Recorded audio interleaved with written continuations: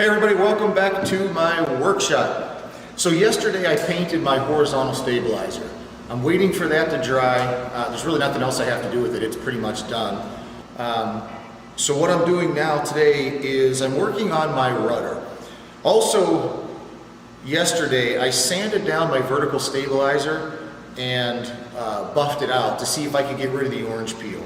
And it looks absolutely amazing. So I'm going to take the rudder today and show you how I sand it and buff it to eliminate some of the orange peel.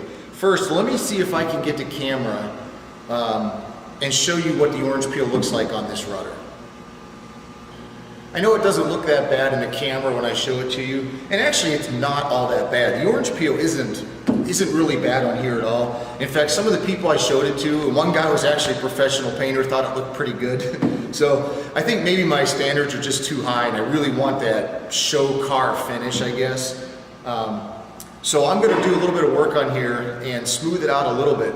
Now I've already done this side and it comes out really nice. I didn't eliminate the orange peel 100%. And the reason why is, you know, when I painted this, I never planned on sanding this down. So there's only really two thin coats of blue paint on here. And I'm just afraid to sand too much and, you know, burn through the paint. And then once that happens, now I'm screwed. I kind of have to paint it again. So the other side here that I did looks really, really good. This side doesn't look too bad, but like I said, I'm going to try to sand this one too and just eliminate most of that orange peel. All right, the first step I'm doing here is I'm using a sanding block like this that I bought at the local paint shop. You can use a piece of wood or whatever you want. And I am starting with a piece of 1500 sandpaper. I do have 1200, but this orange peel isn't too bad on here, so I'm just going to start with 1500. I also have a spray bottle here I bought at Home Depot. This is just water and Dawn dish soap. So first thing is we just want to get it wet.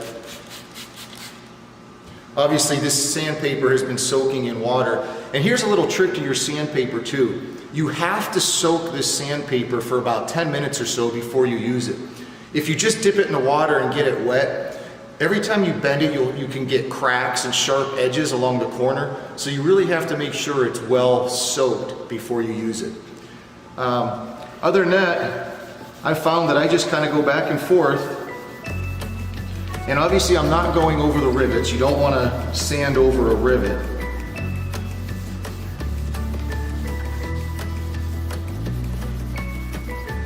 So one of the things I wanted to mention is that this paint I'm using is a single stage Nason paint made by DuPont. That means it's not a base coat, clear coat. It's just base and clear in one step. Now if you're sanding a clear coat, usually there's 2 or 3 coats of clear on there and you're pretty much just sanding the clear. You never get into the color. Well obviously on here, you're sanding the color right away. So as you can see, I have white on the end of this. And you have to be very careful because if I'm going to wind up taping this off later, you'll see, but if I would sand into this, or when I used a buffer, if I would buff that blue paint over the white, you're never going to get that blue out of the white. So you have to be kind of careful there.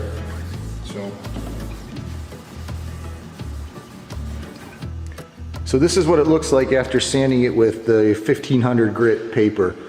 As you can see, I don't sand around the rivets or in between them. And when this all gets buffed out, you'll never even know that I didn't. So I'm just looking at this, and I think what I'm going to do is I think I'm actually going to go down to 1200 grit paper. I think I can go a little bit more aggressive on here.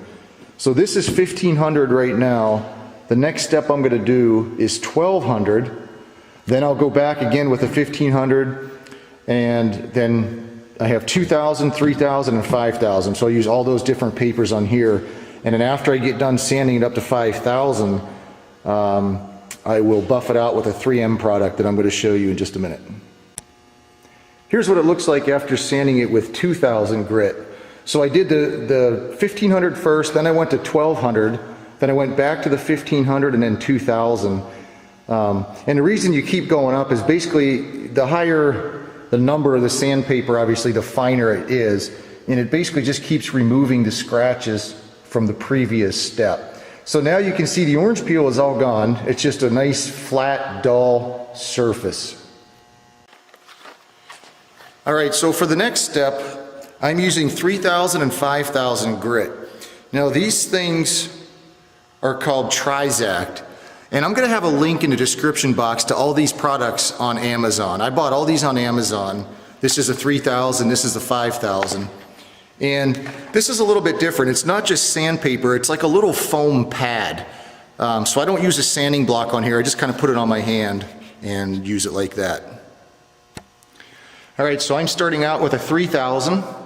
I'm going to soak it in my bucket of water just to get it good and wet. Then I'll take my spray bottle of soapy water and spray this all down. The soapy water just kind of helps the sandpaper glide over the surface and I guess carry away any little bit of grit that's in there or the paint. So we'll get that good and wet.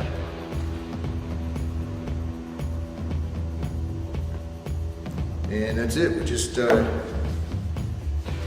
start sanding. And I'm not really putting a lot of pressure on here, just kind of letting the sandpaper do its work. I'm being real careful to go around the rivets. And I don't know if it matters or not, but I try to go in one direction instead of going in circles. So like I'm doing 3000 this way, and then with the 5000 I'll go the opposite way. That's just kind of how I'm doing it. Hopefully that kind of helps remove the scratches from the 3000. But this actually works really nice.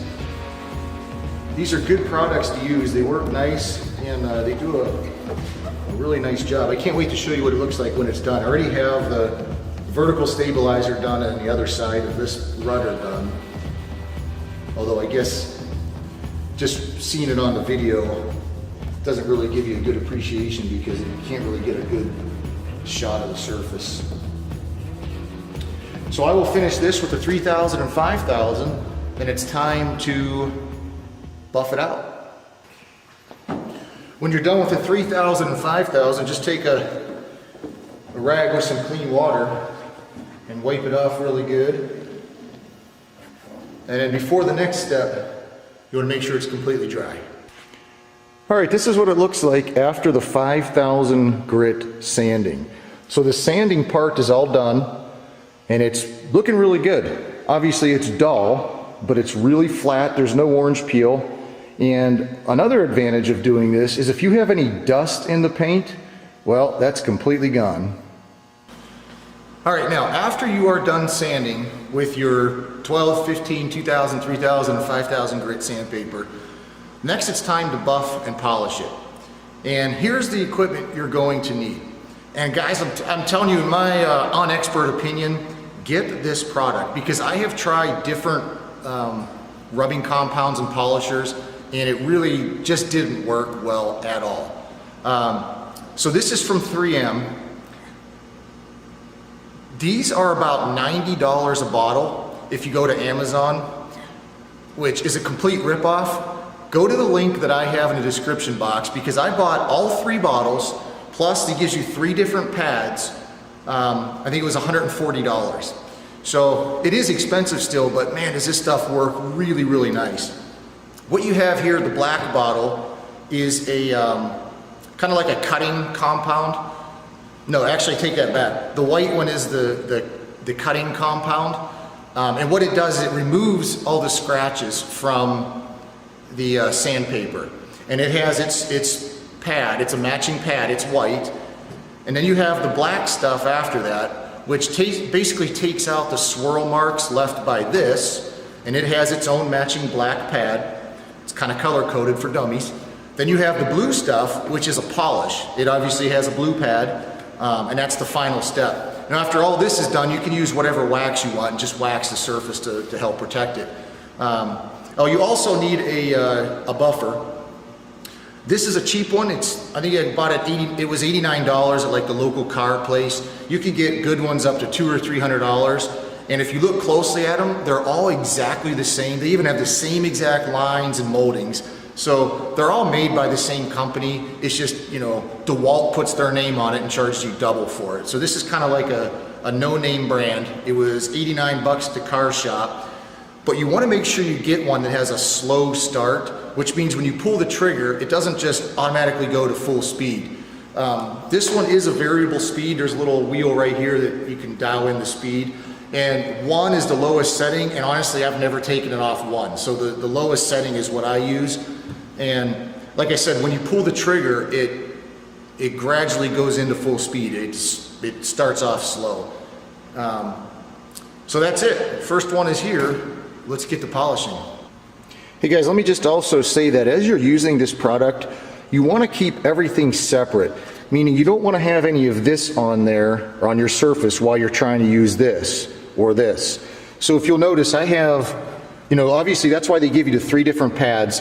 And then I also have a rag for each one, because after I do this one, for example, I wipe it all off with this rag. So none of these ever get cross-contaminated. Well, like I was saying earlier, I don't want to have that buffing wheel go from the blue to the white, because I'm pretty sure, maybe not, but I'm pretty sure that would kind of stain the white. So I'm going to tape this off right on my line.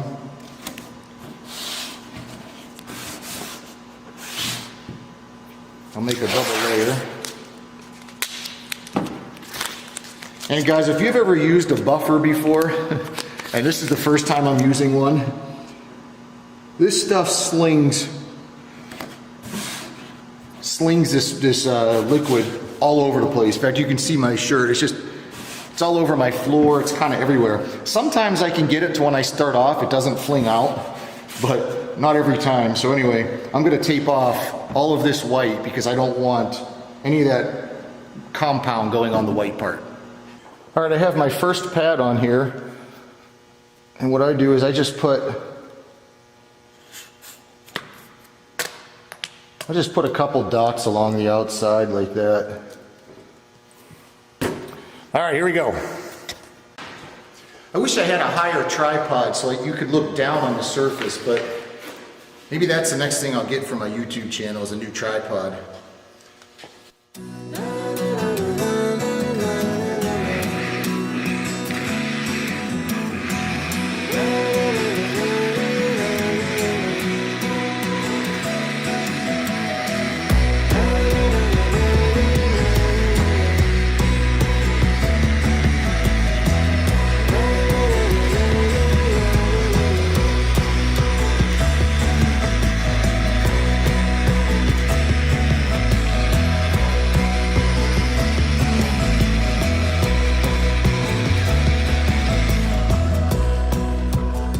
So here's something I want to mention. You can see this turns clockwise like that. When you're on an edge of a surface, you always want the pad going off the surface. So if I'm on this side, I'm leaning the buffer this way so that it's going that way. If I leaned it this way, then it's coming in at it and can really take off the paint on the edge. Same with the trailing edge here. I want to use this side so it's going off the trailing edge. Oh, and also for the rivets, if you're wondering, here's what I've noticed.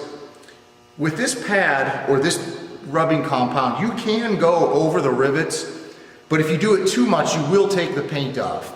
So what I do is I kind of quickly go over the rivets, and I quickly try to go between the rivets to level everything out or even it all out. So you just have to be careful.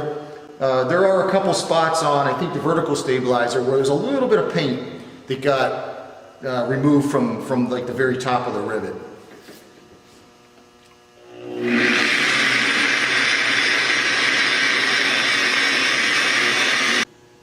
Here's what it looks like after the first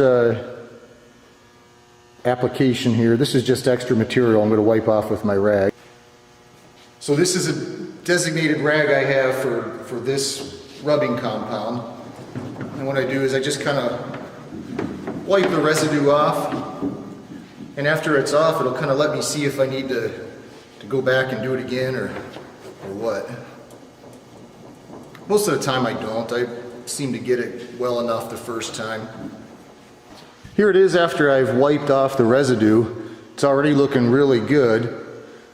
It probably won't show in the camera, but there's some swirl marks in there, and that's normal. That's the next step on the polishing. Will remove those swirl marks. So I'm switching out to the next pad, and what I do is I just lay it on here, and you want to get this centered. So I just go right from the top. There, I got it perfectly centered. Now I'll just put some stuff on there and buff away.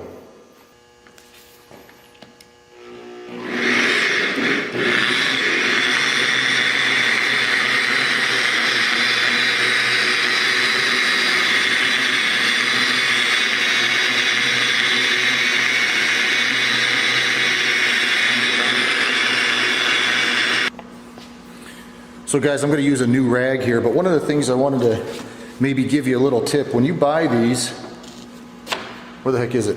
See how they got this tag on here? Well, you use these rags because they're nice and smooth. They won't scratch the surface. But if you happen to run this tag over the surface, you're going to scratch it. So I like to cut off those tags. All right, that was the second step. Look at this finish. Absolutely beautiful. No orange peel. I mean, it really looks nice. Now the next step, the last step of this 3M process is just a polish. So it'll polish this up even nicer. All right, this is the blue pad, the third and final step in the process here.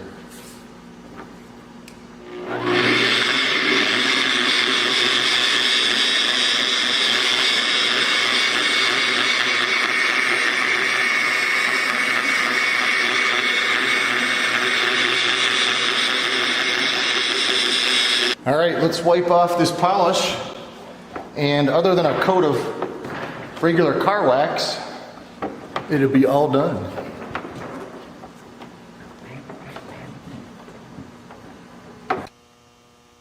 All right guys, what do you think? I think it looks amazing. I don't know if it's the camera really does it justice, but I guess looking in just the light reflection, you can see how sharp it is. I mean, the surface is just almost flawless. It really, really looks nice. And this whole thing, I don't even know how long it took me to do, maybe an hour. And that was with moving the camera around and filming, so it doesn't really take that much time to do. And if you guys think I'm some kind of expert or a pro, I'm really not. This is something that any of you guys can do. Hey guys, thanks so much for watching the video. I hope it helped you, gave you some tips. Here's what it looks like with the Blue Angels Vinyl Graphics logo.